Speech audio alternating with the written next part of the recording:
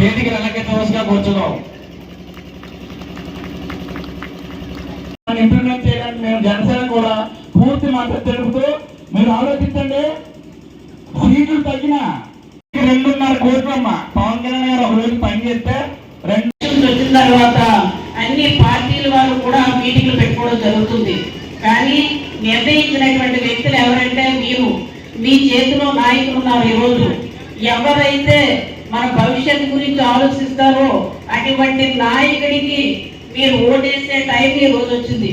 అలాగనే లాస్ట్ 5 సంవత్సరాలు కూడా ఒకసారి అని చెప్పి మీరు ఓటేసి మన రాష్ట్రాన్ని నాశనం చేసి, మన రాష్ట్రాన్ని, మన యువత భవిష్యత్తుని నాశనం చేసి, మన భవిష్యత్తును కూడా నాశనం చేసుకోవడం జరిగి 5 సంవత్సరాలు కాబోతుంది. అలాగనే మనకు భవిష్యత్తులో 5 సంవత్సరాలు కూడా వెనకపోయాం, మన అభివృద్ధి లేదు. ఇవన్నీ ఆలోచించుకోవడానికి టైం వచ్చింది. మీరందరూ ఒక ఆలోచన విధానంగా ఈ రోజు ఓటేయాల్సిన బాధ్యత మీ మీద ఉందని చెప్పి సందర్భంగా తెలియజేసుకుంటున్నాం. మరి ఈ రోజు చూస్తున్నాం, అందరూ కూడా అంటున్నారు, పెన్షన్లు అంటున్నారు, ఎక్కడ అభివృద్ధి కార్యక్రమాలు వదిలేశారు. ఇది ఇచ్చాను, అది ఇచ్చాను చెప్పి ఇంటింటికి వెళ్ళి అడగడం తప్ప వారు చేసింది ఏమీ లేదు. ఒక అబద్ధాలు తప్ప ఏమీ కాదు. మనం తెలుగుదేశం పార్టీ వచ్చిన తర్వాత, మన రామారావు గారు వచ్చిన తర్వాత పెన్షన్ ఏర్పాటు చేశారు. ఎంత పెన్షన్ ఇచ్చారండి? 70 రూపాయలు పెన్షన్ ఇచ్చారు. మరి 70 రూపాయలు పెన్షన్ ఇచ్చిన తర్వాత రాజశేఖర రెడ్డి గారు వచ్చారు, 200 రూపాయలు ఇచ్చారు.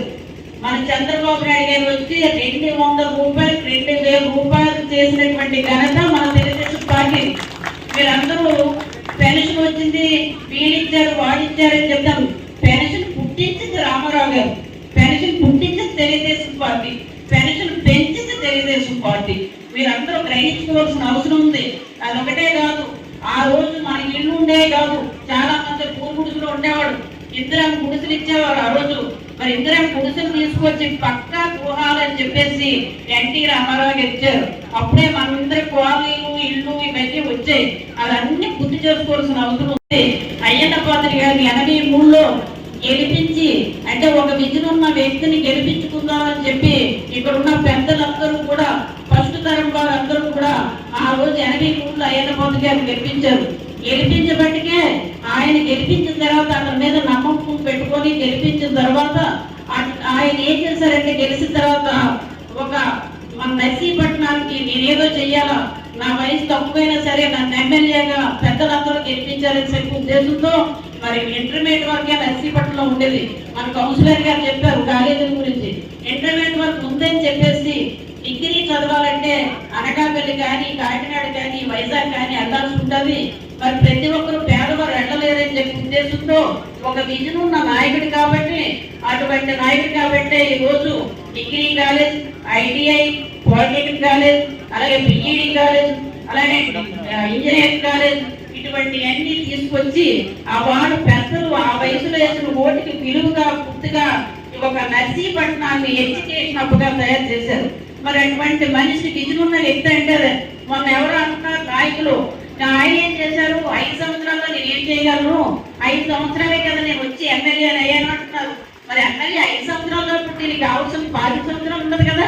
83లో అయ్యన్న పాత్ర గారిని గెలిపిస్తే ఇవన్నీ తీసుకొచ్చారు. మరి అటువంటిది హాస్పిటల్ ఉంది, చిన్న పెద్దకి ఉండేది, పెద్దలందరికీ తెలుసు, ఇప్పుడు యువతకు తెలియదు. వాళ్ళందరూ చెప్పాల్సిన అవసరం ఉంది. చిన్న పెద్దకి ఉన్నటువంటి హాస్పిటల్ని 100 పడకల హాస్పిటల్ చేసినటువంటిది అయ్యన్న పాత్ర గారు. మరి అలాగనే ఈ రోజు 150 పడకల హాస్పిటల్ కూడా చేసింది అయ్యన్న పాత్ర గారు. మరి ఆ హాస్పిటల్కి ఈ రోజు ఏజెన్సీ ముఖద్వారం. మరి అలాంటిది 3 నియోజకవర్గాల నుంచి కూడా పేషెంట్లు అక్కడికి వస్తూ ఉంటారు. లాస్ట్ 5 సంవత్సరాలు కూడా చాలా చక్కగా వైద్యులన్నీ అందరూ ఇబ్బంది లేకుండా ఇబ్బంది పడేవారు కాదు. మరి ఈ రోజు పరిస్థితి ఏంటంటే, డెలివరీ కేసులు ఏమన్నా అంటే హాస్పిటల్, ప్రైవేట్ హాస్పిటల్ పంపించేసి డబ్బులు ఉంచే పరిస్థితి ఏర్పడింది. మీరందరూ ఆలోచించుకోవాల్సిన అవసరం ఉంది. హాస్పిటల్కి వచ్చినటువంటి వాళ్ళు పేదవాళ్ళు వస్తారు, పేషెంట్ తో పాటు ఎవరైనా అసిస్టెంట్ వస్తారు. వచ్చినప్పుడు వాళ్ళు ఎలాగా తింటారని చెప్పి ఉద్దేశంతో చంద్రబాబు నాయుడు గారు క్యాంటీన్ ఇచ్చారు. క్యాంటీన్, అన్నా క్యాంటీన్ తీసుకొచ్చి హాస్పిటల్ దగ్గర పెట్టడం జరిగింది. హాస్పిటల్ దగ్గర ఎందుకు పెట్టారంటే, టిఫిన్ 5 రూపాయలు, భోజనం 5 రూపాయలు, ఏ మనిషితో పేషెంట్తో వెళ్ళినటువంటి వ్యక్తికి అందుతారు అని చెప్పి ఉద్దేశంతో పెట్టారు. కనీసం ఈ పిచ్చి గవర్నమెంట్, ఈ దరిద్రుల గవర్నమెంట్ లాస్ట్ అన్నా క్యాంటీన్ కూడా తీసేశారు. మరి అటువంటిది మీకు అందరికీ చెప్పారు. చంద్రబాబు నాయుడు గారు 3,000 రూపాయలు ఇస్తాను పెన్షన్ అని మీకు చెప్పారు. అతను చెప్పాడు 3,000 రూపాయలు ఇస్తానని చెప్పేసి. కానీ మీరు అతన్నే నమ్మారు. చాలా మంది ఏమో జగన్మోహన్ రెడ్డి వస్తాడు 6,000 చేస్తాడో 9,000 చేస్తాడో తెలియదు కానీ అనుకుని ఒక్కసారే కదా ఒక ఓటు వేశారు. అలా తప్పతప్పాలుగా 250, 200 పెంచుకుంటూ పోతూ లాస్ట్కి ఎలక్షన్ గుర్తులో పెట్టుకొని ఇప్పుడు 3,000 రూపాయలు ఇస్తున్నారు. అంటే 5 సంవత్సరానికి ఒక్కొక్క మనిషికి 30,000 నష్టం. అది అందరూ మీరు ఆలోచించుకోవాల్సిన అవసరం ఉంది. మరి ఈ రోజు చూస్తున్నాం ఎన్నో కార్యక్రమాలు జరుగుతున్నాయి. మన నర్సీపట్నం కుంటుపడిపోయింది, అభివృద్ధి లేదు. ఏదైనా సరే ఎవరైనా సరే ఈ పథకాలు ఏ సీఎం వచ్చినా ఇచ్చినటువంటి పథకాలు ఎవరైనా ఇస్తారు.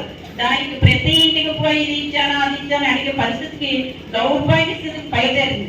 మరి ఇటువంటి నాయకుల్ని ఈ ముఖ్యమంత్రి దింపాలన్నా, ఎమ్మెల్యేని దింపాలన్నా ఒక బీజేపీ, జనసేన, తెలుగుదేశం పార్టీ 3 కూడా కూటమితో కలిసి కట్టుగా ఇలాంటి రాష్ట్రాన్ని దించాలని చెప్పే ఉద్దేశంతో మరి 3 ఏకమయ్యారు. ఆళ్ళతో పాటు ప్రజలతో ఏకమవుతే ఇటువంటి మనిషిని మనం దింపకపోతే మన పరిస్థితి అధోగతి పోతుంది. ఈ రోజు చూస్తాం డోన్ సర్వే చేశారు. డోన్ సర్వే చేసి పాస్బుక్ నీ దగ్గర ఉంటుంది, భూమి నా దగ్గర ఉంటుంది. పరిస్థితి అలాగే అయిపోయింది. రేపు మనకి గొడవలు పెట్టి డోన్ సర్వే చేసి ఎక్కడైతే భూమి ఎక్స్ట్రా ఉంది గవర్నమెంట్ భూమిని తీసుకుపోయి అది కూడా తాకట్టు పరిస్థితి పెట్టేసే పరిస్థితి ఏర్పడింది. అదేవిధంగా ఈ రోజు పాస్బుక్ ఉన్నాయి, రైతాంగం చాలా ఇబ్బంది పడుతున్నారు. పాస్బుక్ ప్రతి పేజీ మీద కూడా జగన్మోహన్ రెడ్డి బొమ్మ ఉండడం వల్ల ఒక రోజు మనం మాకు తెలిసినటువంటి వాళ్ళు రైతాంగం ఎవరైనా ఉంటే ఏడీబీ బ్యాంక్ వెళ్ళి లోన్ అడిగితే జగన్మోహన్ రెడ్డి బుక్ లేదా మీ బుక్ అని అడిగారు. లాస్ట్ కు లోన్ కూడా ఇవ్వలేని పరిస్థితి ఉంది. అంటే మన భూమి మీద మనం కూడా అప్పు తెచ్చుకోలేని పరిస్థితిలో మనం ఉన్నామని చెప్పి సందర్భంగా తెలియజేసుకుంటున్నాం. మరి ఈ రోజు ఇలాంటి ప్రభుత్వాన్ని మనం వెంటనే పాల్గొనాలని మీరందరూ కంకణం కట్టుకోవాల్సిన అవసరం ఉంది. ఈ రోజు మేనిఫెస్టోలు విడుదల చేశారు మన చంద్రబాబు నాయుడు గారు. ఎవరైనా సరే మన ఇంట్లో 18 సంవత్సరాలు దాటినటువంటి మహిళ ఒక ఇంట్లో 2 ఉన్నాడు, 4 ఉన్నామండి, ఎంత మంది ఉన్నామండి, నెలకి 1,500 రూపాయలు మీ అకౌంట్ లో పడతాయి. అంటే సంవత్సరానికి 18,000 రూపాయలు పడుతుంది.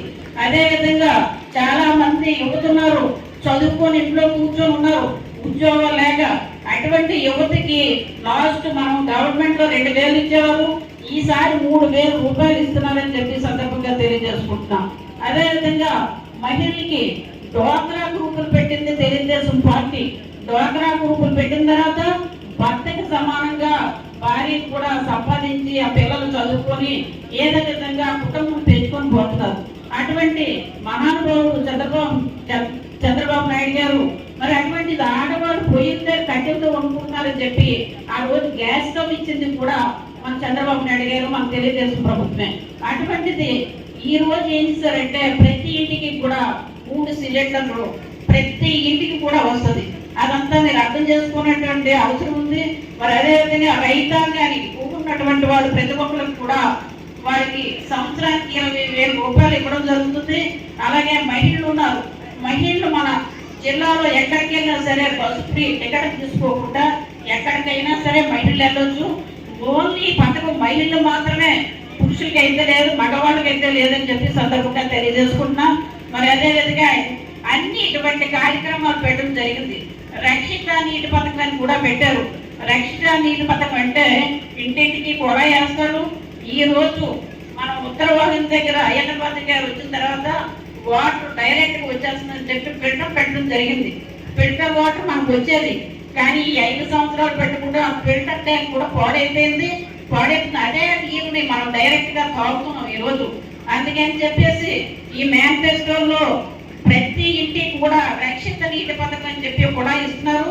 అలాగే ఫిల్టర్ పెట్టి ఆ వాటర్ మన ఇంటికి ప్రతి ఇంటికి కూడా కూడా ఇస్తుందని చెప్పి సందర్భంగా తెలియజేసుకుంటున్నాను, గెలిపించాలని కోరుకుంటున్నాను. మరి అదేవిధంగా 83లో ఎయ్యబట్టిగా ఆ ఓటీటీలో ఎంత అభివృద్ధి చేసింది.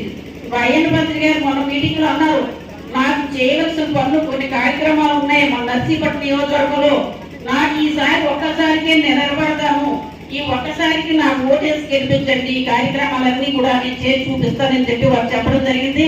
మీ అందరి దయ వల్ల ఈ 5 సంవత్సరాలు కూడా మేము చాలా కష్టాలు మేము కూడా పడ్డాం. మీరు ఒకటే కాదు, మేము కూడా పడ్డాం. అందరూ కూడా కేసులు పెట్టి అయ్యన్నపాత్ర గారి మీద జైలు పంపించి స్టేషన్ తిప్పి రకరకాల ఇబ్బందులు పెట్టి మా ఇళ్ళను కూలగొట్టి ఇవన్నీ చేసే టైంలో మీరందరూ కూడా తెలుగుదేశం కుటుంబ సభ్యులందరూ వచ్చి మమ్మల్ని ఆదుకున్నారు. నేను ఇప్పటికీ కూడా జన్మజన్మలు మర్చిపోము. మా కుటుంబం అంతా మీకు ఎప్పుడు సేవకులుగా మిగులుతామని చెప్పి ఈ సందర్భంగా తెలియజేసుకుంటూ, అదేవిధంగా మీరందరూ కూడా అయ్యన్న పాత్ర గారిని అత్యధిక మెజారిటీగా గెలిపించాలని కోరుకుంటూ సెలవు తీసుకుంటున్నాం. నిరంతర వార్తా సమాచారం కోసం మా వి న్యూస్ ఛానల్ సబ్స్క్రైబ్ చేయండి. నోటిఫికేషన్ కొరకు బెల్ ఐకాన్ని యాక్టివేట్ చేయండి.